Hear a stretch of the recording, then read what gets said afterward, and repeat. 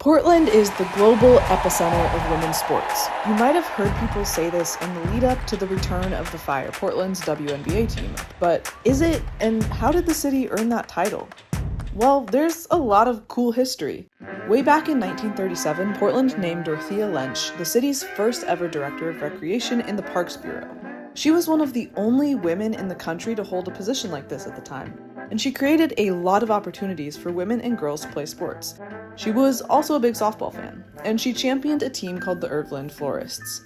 The Florists were really good. They won almost 78% of their games in their 28 years of existence, including 2 world championships.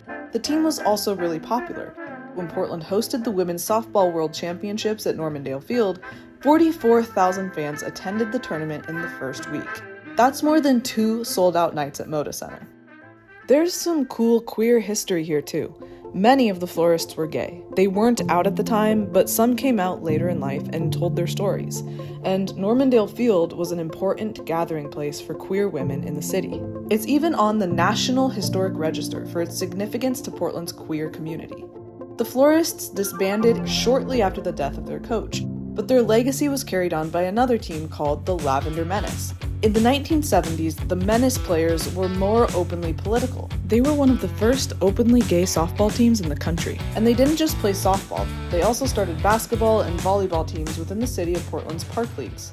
Now let's fast forward a little bit to the University of Portland women's soccer dynasty. This team won 2 national championships, had a huge, passionate fan base, and produced players like Tiffany Milbritt and Shannon McMillan, who played in the 1999 World Cup, and Megan Rapinoe and Christine Sinclair, who both became global soccer superstars. And this is when the pro teams started to pop up. But none of those teams stuck until the Thorns made their debut in 2013. And with the Thorns came the Rose City Riveters, a soccer supporters organization whose undying passion for their team changed the perception of women's sports worldwide.